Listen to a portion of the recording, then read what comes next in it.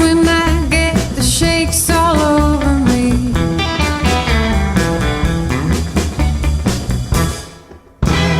Quivers down the backbone, I get the shakes in the knee bone, tremors in the thigh bone, shaking all over.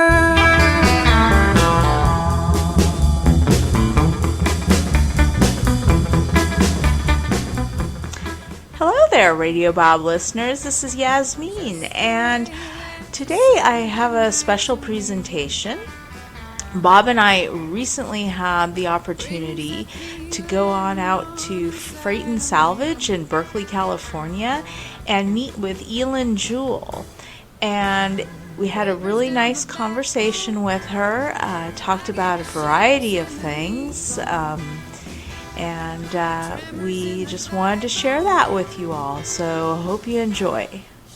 My name's Eilen Jewell, and I've been playing the guitar and singing and playing harmonica for, I don't know, years now. I've lost track. My band and I formed in Boston in 2005. My first album was released in 2006, and we were just kind of off and running after that. And it's all my same original band since then, except for the bass player. That's doing pretty good. Yeah, I've been really lucky like that.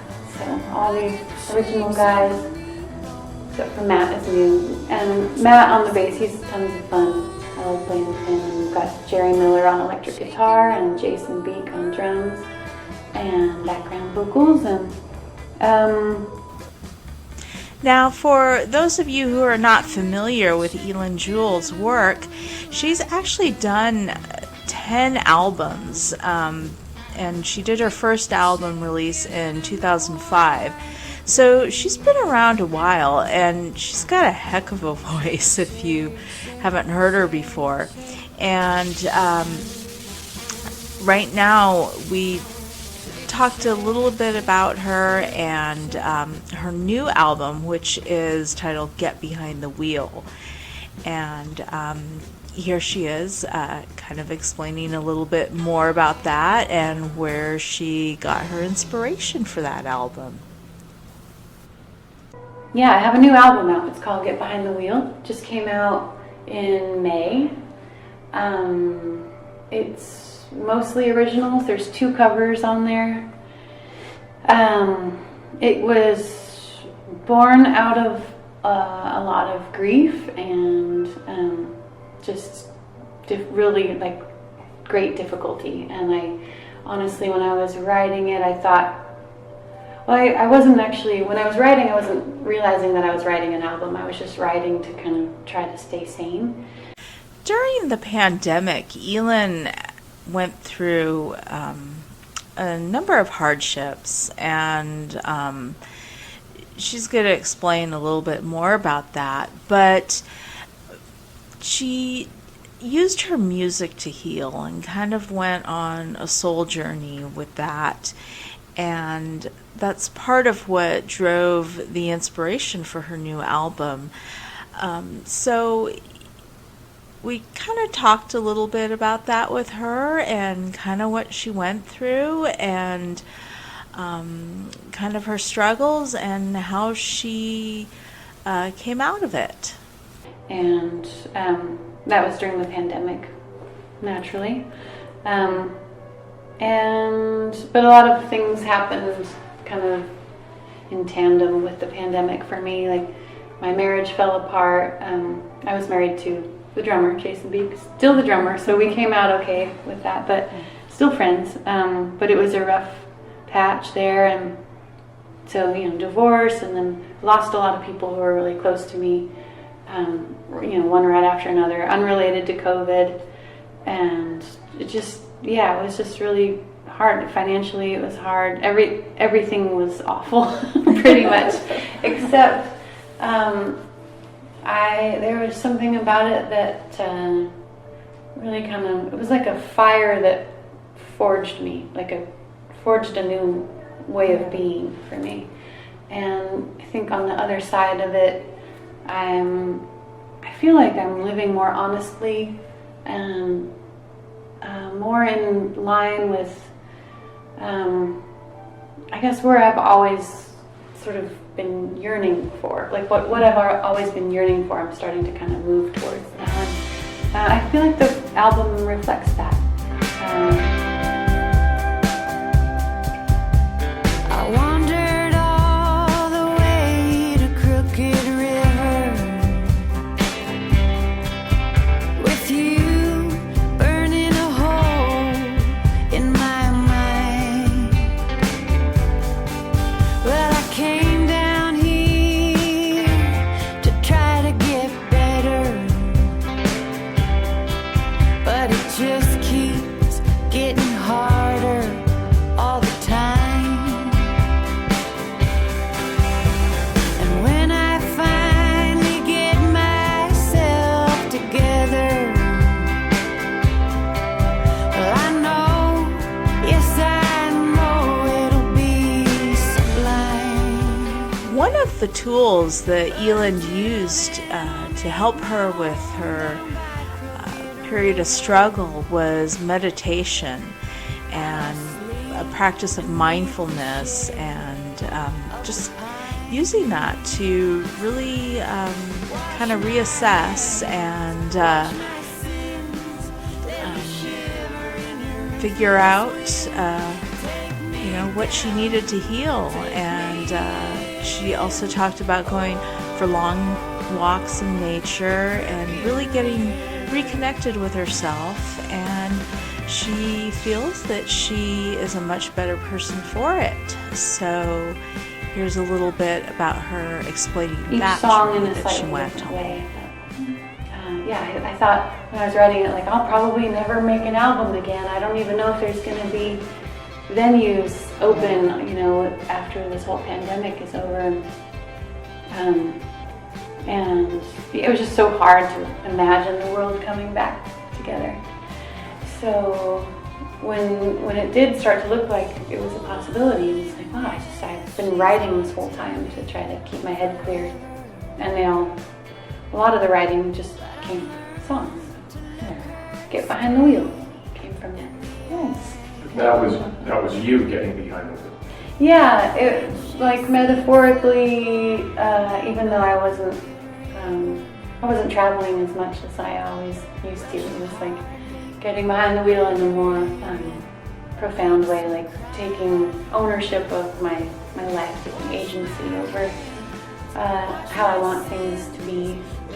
And it's just dawning on me that there's a way you could look at that as like kind of wishful thinking, like no one really has control over their lives, right? I mean, the pandemic definitely taught me that. You think you know what you're doing. Yeah. Yeah, we got knocked around a little. Yeah, exactly. But there is a way in which we can kind of tune out to our lives and go on autopilot and still think that we're running the show. That's where I was before the pandemic. I was just on autopilot. I am in charge of my life, like this weird robot. And then once that happened and everything was just kind of erased from, my normal existence, I realized I don't have control over anything. And yet, paradoxically, I need to kind of step into my life more, like be more present. Looking towards the future, Eilen shared with us her recent engagement with a longtime friend.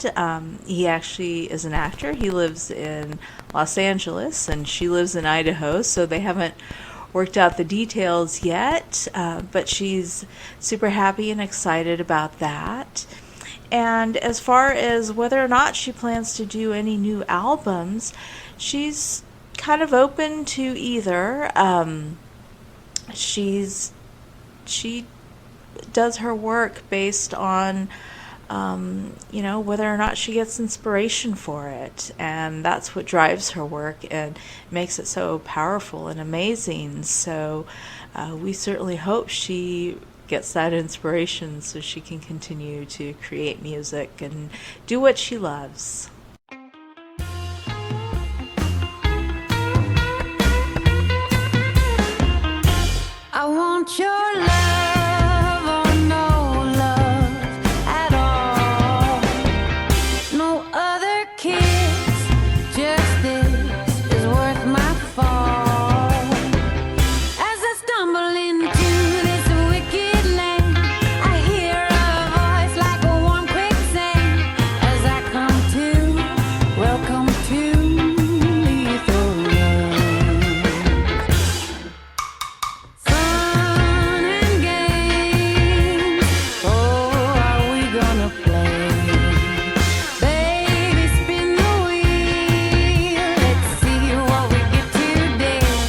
Are we gonna roll like thunder or dig our graves 6 feet under?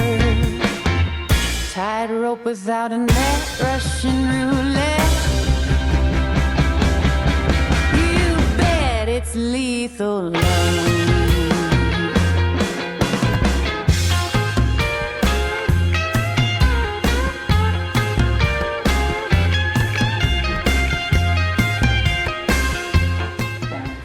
So when you were taking your road trip out of the woods into this cabin and found yourself writing all this stuff, do you remember like the first little steps that you took to start to balance yourself, to get yourself back into that position where you say, you know what, I'm taking control of this and I'm going to put this album together and I'm going to move forward and let the rest of the world go its own way?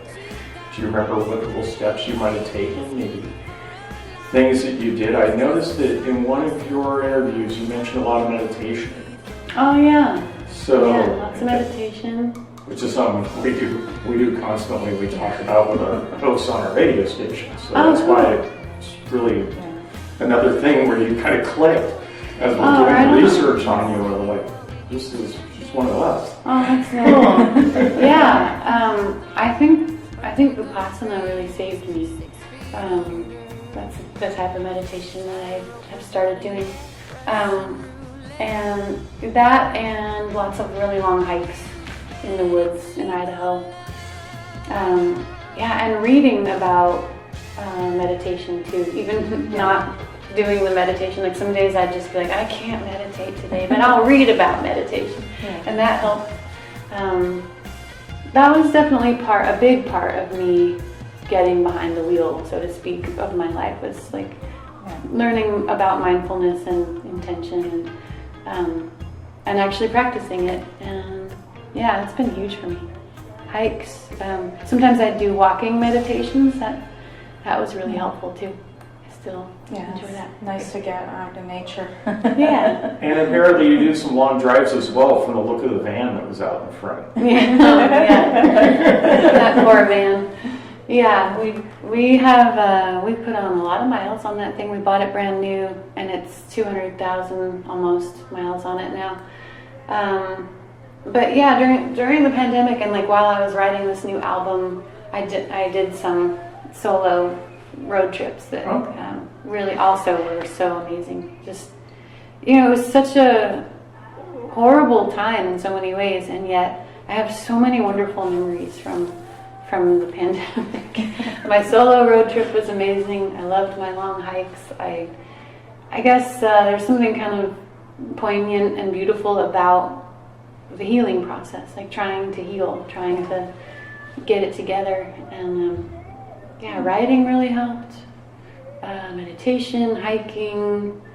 When the pandemic first hit, I was realizing that I was just like, I went to like my first instinct was to just like drink everything, and I just drank way too much, and then I felt horrible, and I was like, no, this is not what we're doing. We're gonna try something totally radically new. So I was sober for a lot of that writing time and just very introspective and healing. It was all about healing.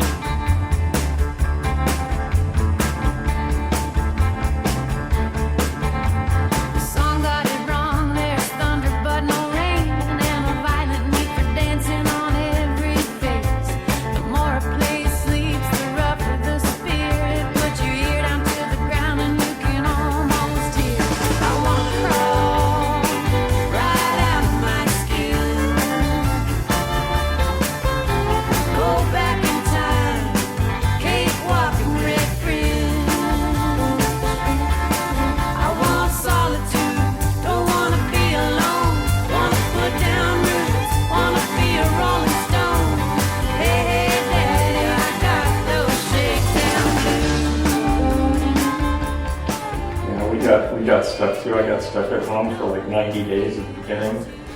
And so I started working on the house. And $10,000-$12,000 later, yeah, my work was paying me, but I was going, it's just working on my own house because I couldn't go anywhere. Just like you, I said I have to make some changes to my life. I can see some changes that are going to happen. And the music industry, as we've been watching the last 3 years, has taken a huge turn from big to little, which works out well for you. Because you're in that kind of group that can hit a lot of venues and survive it, whereas you're not carrying a crew of 35 or 40 people along with you and wondering how you can get through this. Yeah, I honestly, like, major stars and people just starting out alike, I don't know how anyone does it, even when it's not a pandemic. So I don't know how any of us survive. It's a nuts career. I wouldn't. My daughter shows interest in the guitar sometimes, and I'm like,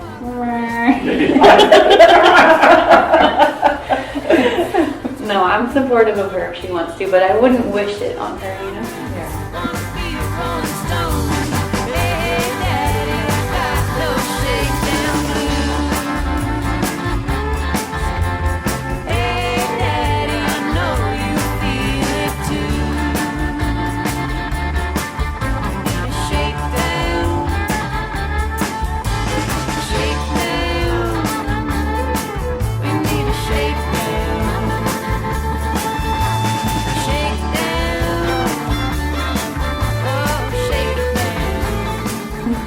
What's your future look like? I don't know. I'm engaged to someone who I've known for a long time. He lives in LA. He's an actor, and we met when I was 10 and he was 12.